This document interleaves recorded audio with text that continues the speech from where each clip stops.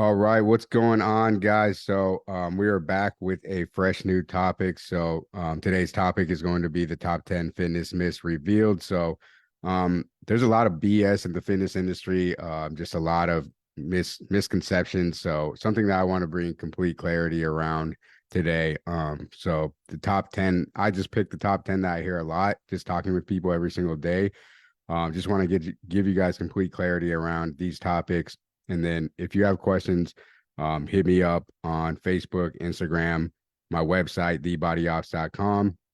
And I'm happy, me or myself or my team will be happy to answer any other questions just because I don't like people being led in the wrong direction. So I want to clear all of this stuff up right here, right now. The first thing on my list is basically you can target specific areas when dropping fat, when building muscle.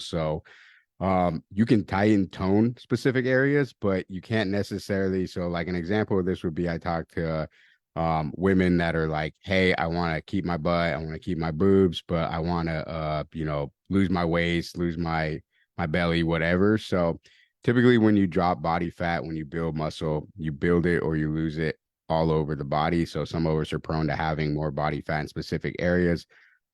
Specifically, men have it more in the midsection. That's where you get the beer belly from, the things like that, and then women's more in the hips and the butt. And again, I always tell these prospects, these clients that like, hey, we're not going to be able to specifically target these areas and just keep other areas. You will drop body fat all around when we drop it. You will gain muscle all around when we drop it, but we can hit specific areas to look a little better. But at the end of the day, if you hear somebody saying like, yeah, get a six pack, but keep huge arms, or get a six pack and have a huge chest, like it can happen, but typically it takes years and years in the gym, dieting, things like that for that to actually happen. If you ever hear this, like don't believe that. It's typically bullshit. It's just people kind of wanting to sell you what you want to hear. Just know that you will be happier with the end product. You're going to be happier with the work that you put in to get the body that you wanted. And there's ways to be able to drop fat to kind of get those areas where you want them to be. Okay. So it does take a long time. But that part is possible. But if you just hear like, hey, I'm going to help you drop 20 pounds and you're going to have, abs by the time we're done, but you're still going to have a big butt and big boobs, like for the women, obviously, that's going to be a little far fetched. So that's the number one thing.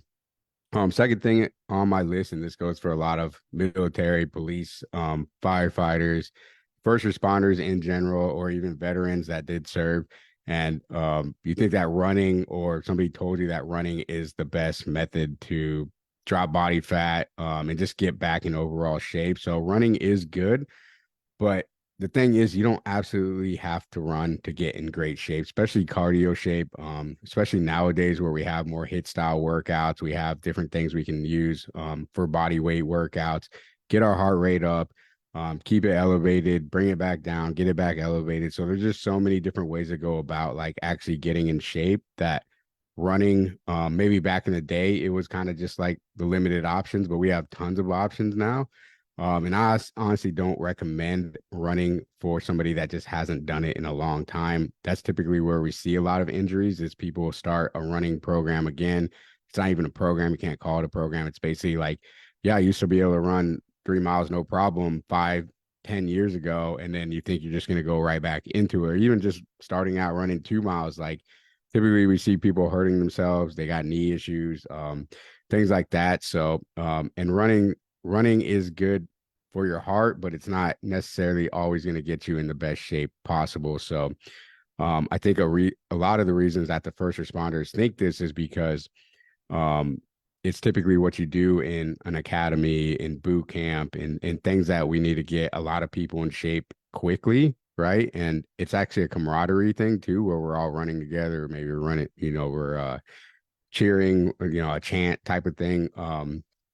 And I honestly think that it has to do with a few of those things, but it's also like trying to train people, a lot of people at the same time all at once. Now, we know body weight workouts, and we know a lot of different stuff that we don't have to run as much. And I think the military is getting keen to this with their different types of fitness tests and things like that are more centered around functional fitness as opposed to like just run your ass into the ground type of thing.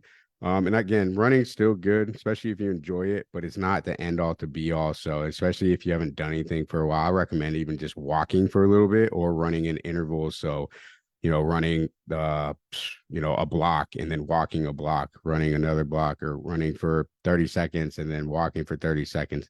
That type of style is going to get you a lot further than just trying to go from 0 to 2, 3 miles, straight away.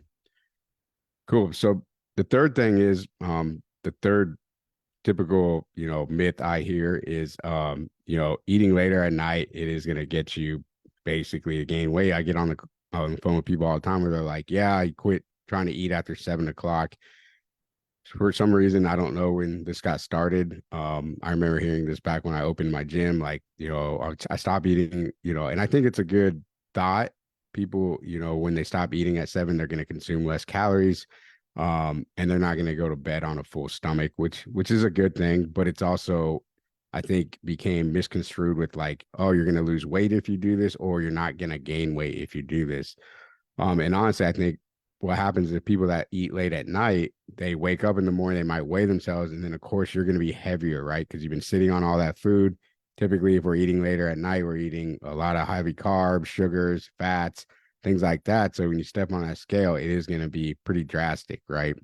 But the thing is, it is calories in versus calories out, guys. So like, I could get you to drop body fat, no problem, and get you to eat all of your calories at 7 o'clock at night or later. And if I kept you in a calorie deficit, you would still lose that weight, right? This is how fasting works. This is why people think fasting is the end all to be all, because they just don't fucking eat anything for, eight for a 16-hour period, and then they eat all the calories and what they think is all their calorie, or what, they just eat what they want, right? And inherently you're just going to eat less because it's hard to eat that much food in one sitting unless, of course you could do it, but it'd be typical like fast food, just straight junk food that is just super, calorically dense. So, so yeah, anyways, going back to like eating after 7 o'clock, like that's not going to make you fat, but it's also, cutting it off isn't going to help you lose weight either. So it's just really a calorie imbalance that you need to figure out. And if it helps you to just not eat after 7 o'clock, if it's a discipline thing, like that's cool, do that, but don't think that like that's what's going to help you drop body fat. Cool. So fourth thing is you have to eat super clean all the time to drop weight and get in really good shape. So I hate this thought with my core, because I think a lot of people think, this is just so misconstrued. And you hear people going, oh, I know it's 90% diet and blah, blah, blah. And they think that 90% diet means that, that they got to eat chicken, broccoli, rice at every meal, eat nothing. This is why a lot of people go vegan. This is why a lot of people go vegetarian, because they think it's just so much cleaner food. It is healthy food, don't get me wrong, but typically most people need to focus on how much they are eating and not exactly what they're eating. Okay. So that doesn't mean go eat a bunch of shit and just, stay under, a calories, amount or whatever. So there was a study done at a college. I forgot what university it was, but basically this guy ate, to prove that it's essentially just calories in versus calories out. He ate nothing but McDonald's for like 30 days and lost a ton of weight. Right. And obviously like that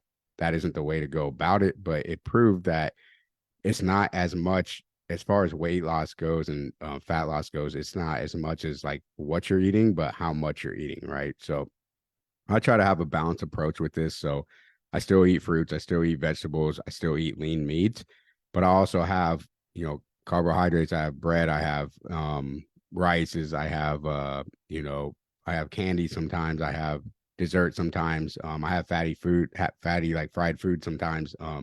Obviously in moderation, but the thing is like 90% of most people's problem is that they're over fat, right? Their body fat percentage is too high, and it's killing their physical health as well as like their internal health as well. Um, Meaning like heart, lungs, liver, all that stuff. So if they just dropped a lot of that weight, like basically 90% of their health would be alleviated. Now, that doesn't mean that don't ever learn to eat healthy and just drop weight, because you do want to eat the healthier foods to get, the micronutrients. So, the vitamins, minerals, things like that in your diet. Um, but so many people, I think, overemphasize on like just eating clean all the damn time. And it's not sustainable. Like anybody can do that for 6 months, but it's like if you can't do that for 6 years, like how are you going to survive this? How are you going to make this a lifelong change? So it's really about having a little bit of both, and figuring out what works best for you, right? Because again, at the end of the day, as long as your BMI looks good, like you're not over fat, you're not carrying a bunch of over weight around, your blood work looks good, you shouldn't worry about it too much about just eating super clean all the time, unless you just love, you know, uh, yeah, like healthy food all the time, which there's nothing wrong with that either. But I think it's a modern problem, and we need to come with a modern solution, right? And just going back to what our ancestors did, oh, I'm going paleo, or I'm Mediterranean or whatever. Like this is America, like that food's all around us all the time. So thinking you're just gonna be so disciplined that, you're never gonna want that food again, or like, you're just gonna like overcome it every time is not a very good way to go about it, I don't think. So it's just what works best for me. So hopefully if you can follow some of this stuff, it'll work good for you as well too. So I believe I'm on number 5. So you got to live in the gym. A lot of people think the healthiest people or the most fit people are just in the gym for 2 hours at a time, 7 days a week. I know super fit people that work out like 3 times a week and, walk around with the six pack all year long, right? So the workouts, in my opinion, it's only about 10% of the equation, right? To build muscle, drop body fat. It's very important, but it's not as important as most people think, or the layman, the average person coming into a new fitness journey is going to think, right? They think, oh, I'm just going to go bust my ass in the gym. And that can work. But again, this thing has to be something that you can do until you're 80 years old. So if you don't think you could spend 2 hours in the gym forever, if you don't think you could do double workouts forever, like that's not going to be a sustainable solution either. So you need to make sure that you have a well-balanced program, strength training, cardio, core training, all of that good stuff, but doing it efficient. Again, it goes back to the modern problem, modern solution, right? All of my clients, some do love the gym, but typically most of my clients are spending 30-40 minutes in 2 or 3 times a week, and they still get great results, right? And why is that? Because the nutrition, 90% of it is in par, right? It's where it needs to be to get the max results out of the gym. The hard work that they're putting in the gym matches the hard work that they're doing in the kitchen, right? And again, it's not just eating clean all the time. It's not just chicken broccoli rice or fruits and vegetables. It's a good balance, right? But it's also about figuring out that part of it, what the balance is, to be able to build muscle, drop body fat each and every week, paired with the gym. Cool. So let's see here. I think I'm on number 6, which is mornings, right? So everybody thinks that mornings are the best time to work out. Oh, I'm gonna go into this workout fasted because of all this crap we hear. And honestly, the best time to work out, guys, is just a time that works best for you, right? So I say this all the time to my clients, like, what time should I work out? What's best? And it's like, whatever's best for you. So a lot of people get gung ho. I'm gonna wake up at 5 a.m.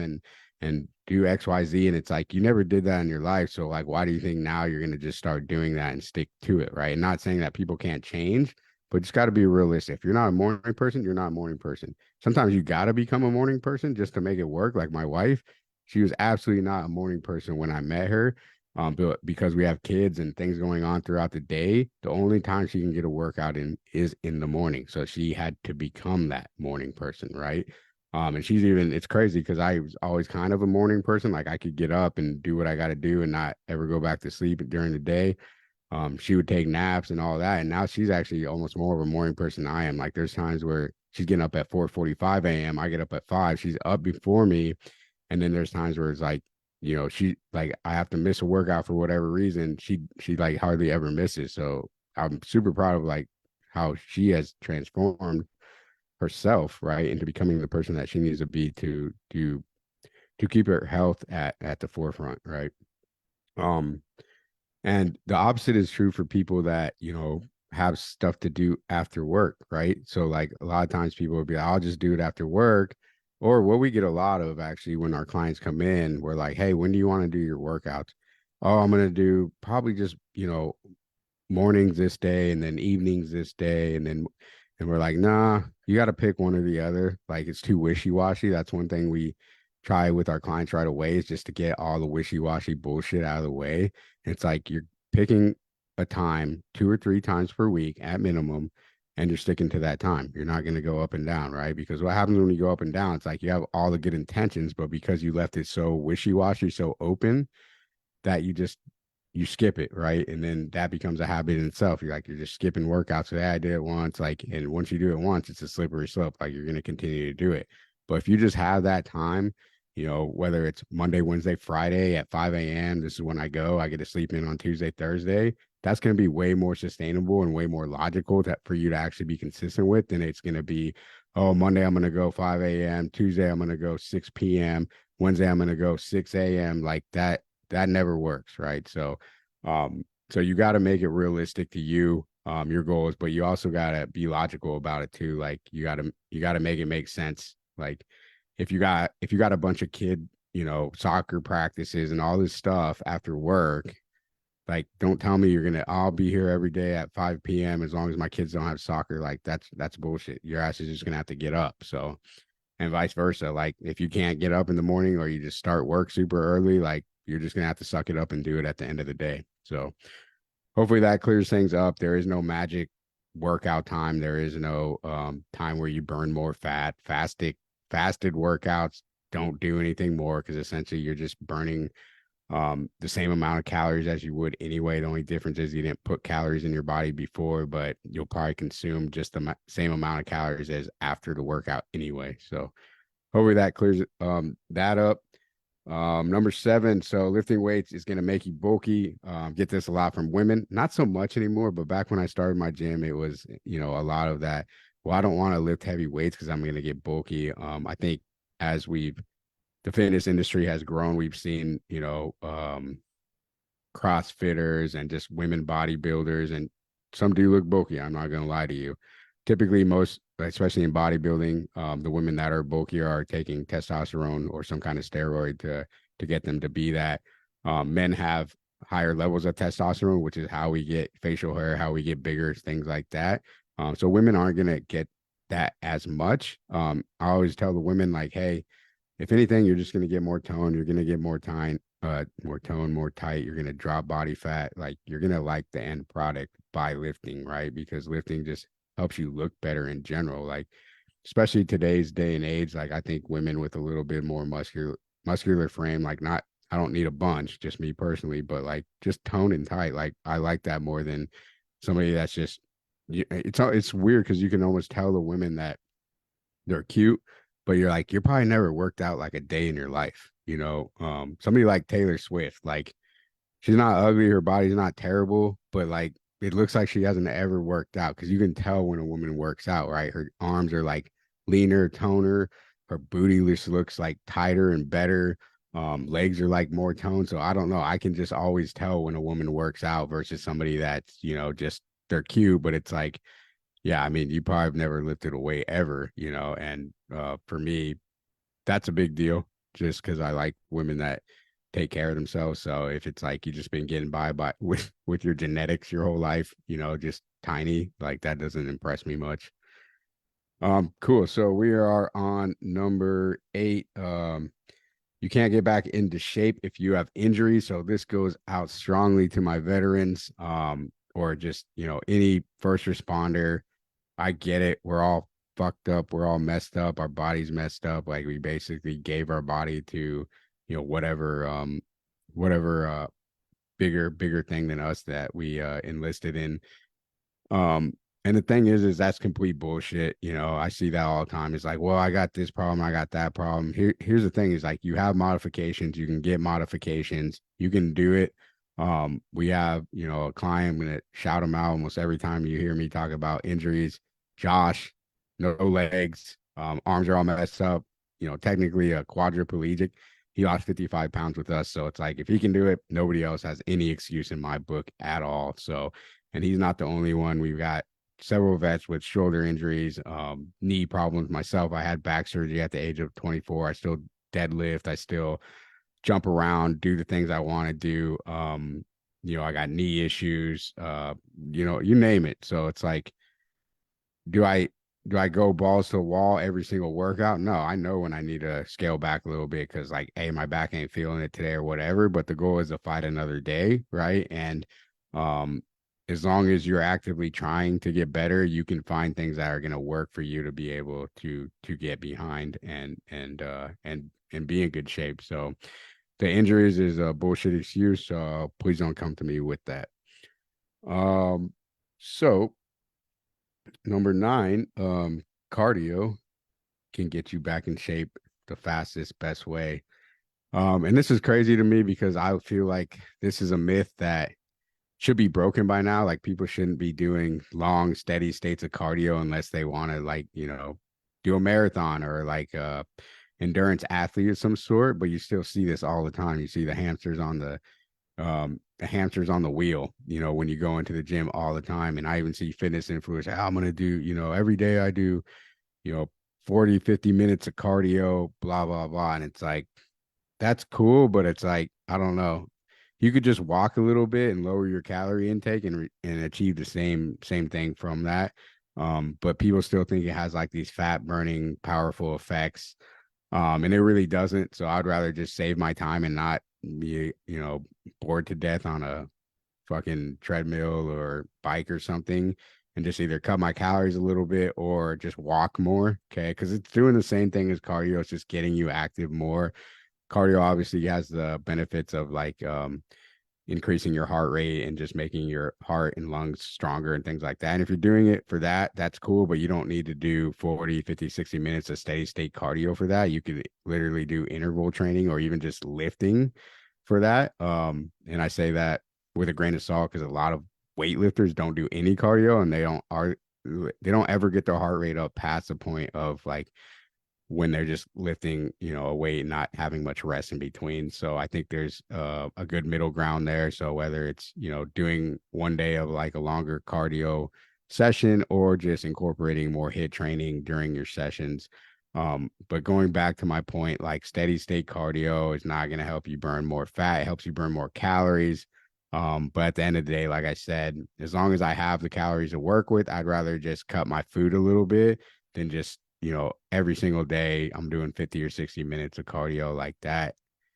That to me is the epitome of boring, right? So if you're doing it for a warm up and it's like a 10 to 20-minute warm up, that's cool. But if you're doing it for like 60 minutes, like I just think there's better approaches to that. So, and again, it doesn't have any extra, you know, fat burning effects or anything like that. You're literally just burning more calories, meaning you can either eat more calories or you're going to decrease your calories enough with that extra cardio that you will drop some body fat, right? But then typically our body adjusts to that anyway, and then you're forced to actually cut calories to drop more body fat or do longer states of cardio, which I mean if you're doing 40, 50, 60 minutes of cardio, I couldn't imagine doing another 20, 30, 40 minutes on top of that. Like that just sounds like that sounds like a terrible life.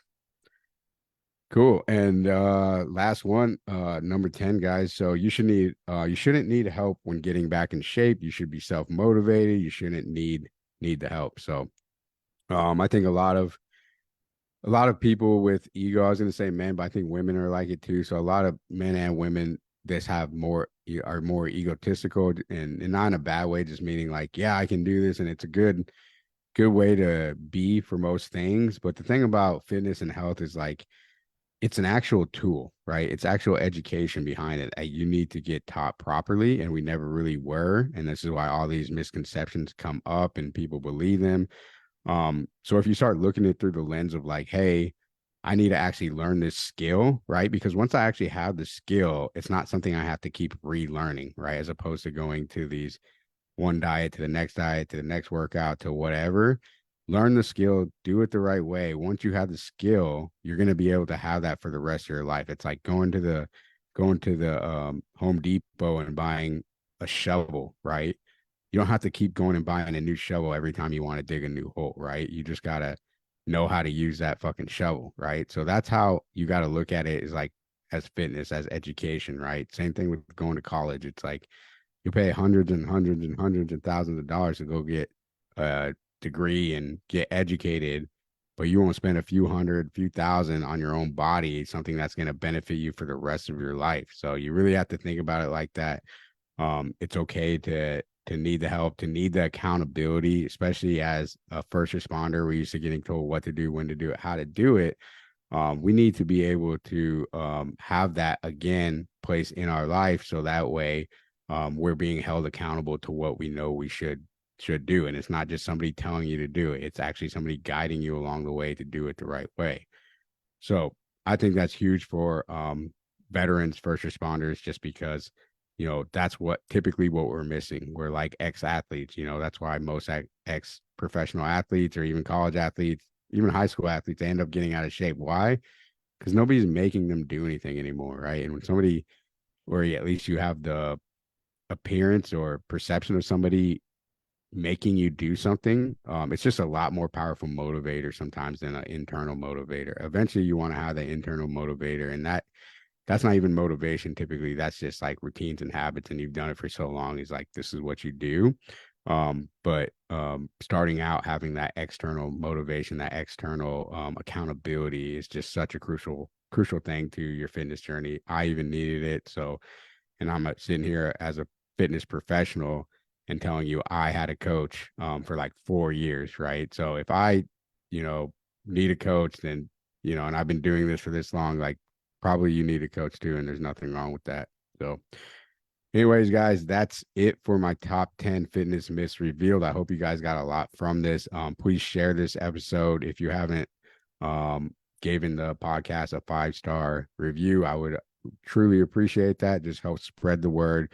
If you know somebody that could benefit from this, please share it with them. Check me out on YouTube. I got my own channel there. Check me out on Instagram, BODY_OPS. And other than that, guys, we will see you on the next one. All right, guys, I appreciate you coming in today. Let me check out, see if I got any questions on IG. If you guys want any questions answered or want to add anything, do so now before I pop off here. Cool. I appreciate all you guys jumping on. Tons of people on IG today. I'm really trouble with cardio. I'm really trouble with cardio. Says Elf. Really trouble with cardio. Yeah, I mean, I don't know what that means. If it's like you just do cardio and you probably shouldn't, or if like you just don't want to do cardio. That's kind of what I went over. So you don't actually have to do cardio to drop body fat. So hopefully you're not making that mistake. If you are, send me a message. I'll kind of explain it further for you. Cool. All right. I think that's all we got for IG. I appreciate you guys jumping on, and we will see you on the next one.